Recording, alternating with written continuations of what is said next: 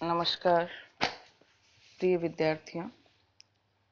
कल के व्याख्यान में हमने भारतीय हिंदी साहित्य के आधुनिक काल के अंतर्गत आधुनिक काल की पूर्व पीठिका यानी आधुनिक साहित्य के जन्म से पूर्व कौन कौन सी ऐसी परिस्थितियां बनी जिसके कारण आधुनिक साहित्य अस्तित्व में आया, उसके राजनीतिक स्वरूप को हमने जाना।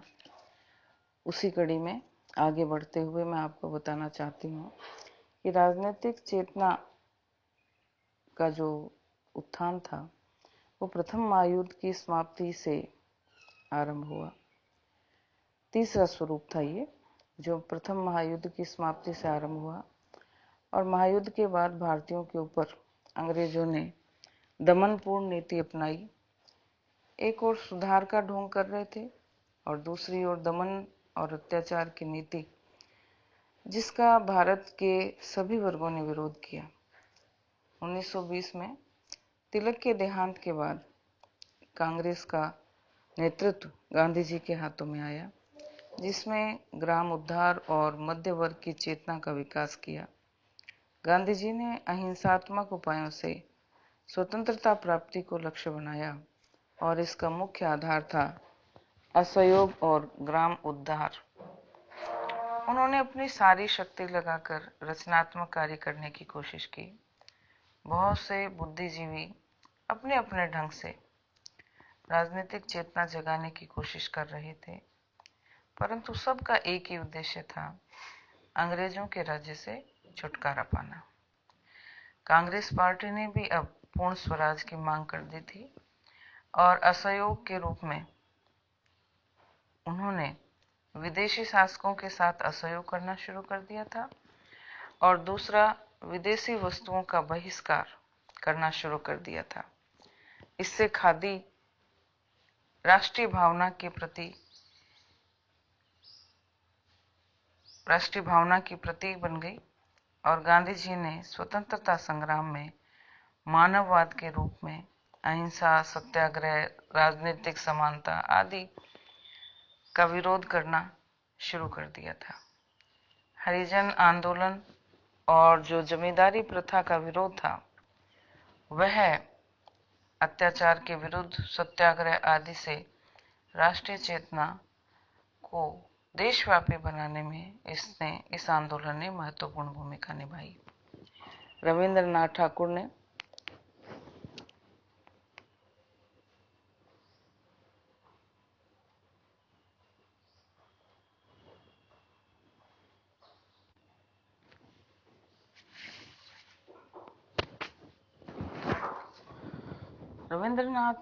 ठाकुर ने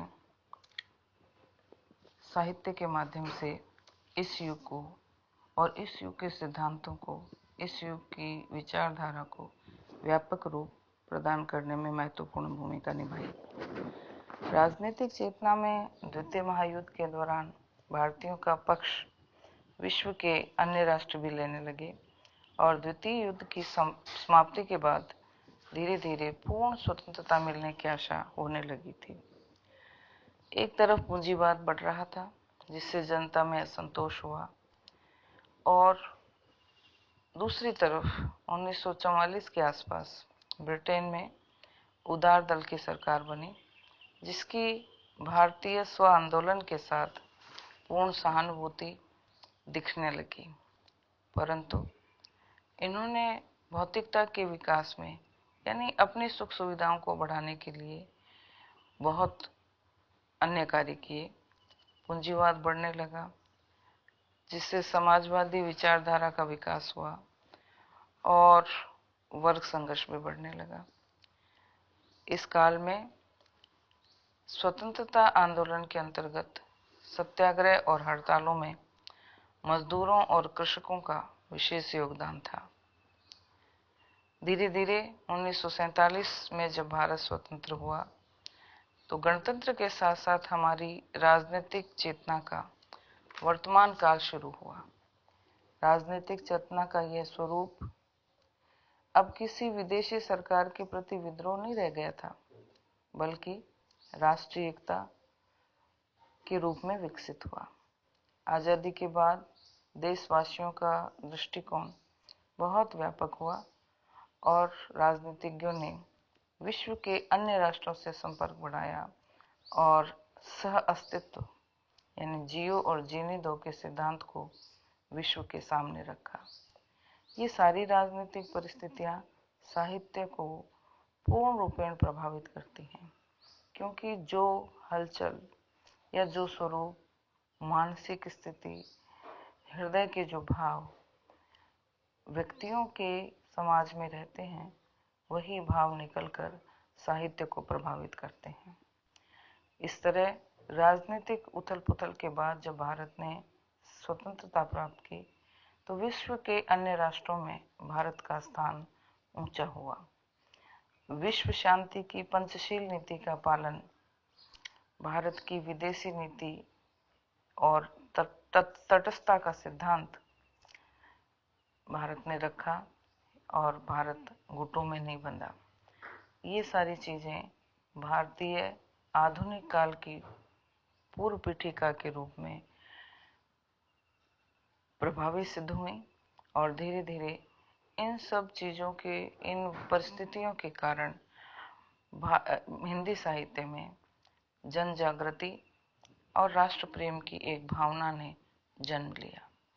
इसी तरह सामाजिक चेतना में, यानी भारतीय समाज में जो कुछ चल रहा था, उसने भी हिंदी साहित्य के आधुनिक काल को बहुत प्रभावित किया।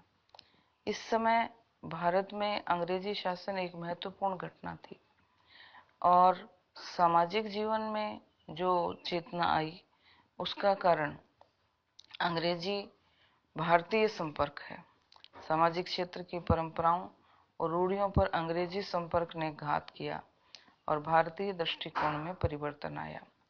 अंग्रेजों के साथ साथ रहते रहते हम उनकी संस्कृति से, हम उनके सामाजिक विचारों से, हम उनके साहित्य से प्रभावित हुए और फलस्वरूप मध्यकाल में आते आते हिंदू कट्टरपन धीरे धीरे दूर होने लगा। मुगलों के पतन के साथ ही हिंदू धर्म की स्थिति सुदृढ़ हुई, सुरक्षित हुई और तरह तरह की संस्थाओं की स्थापना होने लगी। हमारे समाज को सुधारने के लिए, रूढ़ियों को दूर करने के लिए और हिंदू धर्म में आई जो कट्टरता थी उसे दूर करने के लिए आर्य समाज की स्थापना हुई। आर्य समाज ने क्रांतिकारी परिवर्तन समाज में किए और हिंदू समाज को जागृत किया, जिससे समाज में परिवर्तन आया और पाश्चात्य संस्कृति का विदेशी सरकार की कृपा पात्र बनने के लिए लोगों ने ईसाई धर्म को अपनाना शुरू कर दिया। इन सब के विरुद्ध आर्य समाज ने आंदोलन किया और प्राचीन वैदिक प्रेरणा को लेकर स्वामी दयानंद ने सामाजिक क्षेत्र में क्रांति उपस्थित की। धीरे धीरे सामाजिक दूरियों का तिरस्कार होने लगा, जीवन मूल्य बदले और हिंदी साहित्य के आधुनिक काल में भारतेंदु जी ने सामाजिक द्वंद्व का स्वरूप व्यक्त किया। एक ओर जहां विधवा विवाह के पक्षपाती हुए, दूसरी ओर उसे अनहोनी कहने वाले भी मौजूद थे। जाति पाति के विरोधी थे तो दूसरी ओर हरिजन कहकर समानता का भाव जागृत कर रहे थे। तत्कालीन सामाजिक दोषों जैसे धार्मिक विषाद, जिसमें धर्म एक है लेकिन उसमें भी विवाद करना, बाल विवाह जैसी समस्या, विधवा विवाह, जाति भेद, स्त्री शिक्षा का निषेध करना, समुद्री यात्रा का निषेध करना, जाति बहिष्कार आदि जो कुरीतियां समाज में पनपी थी, इनसे लोगों की आंखें खुली और इन समस्याओं को सुलझाने के लिए उचित सुझाव प्रस्तुत किए जाने लगे। आर्य समाजी सभी प्राचीन परंपराओं व रूढ़ियों की कटु आलोचना करते थे, क्योंकि इन कुरीतियों ने भारत के समाज को टुकड़ों टुकड़ों में बांट दिया था।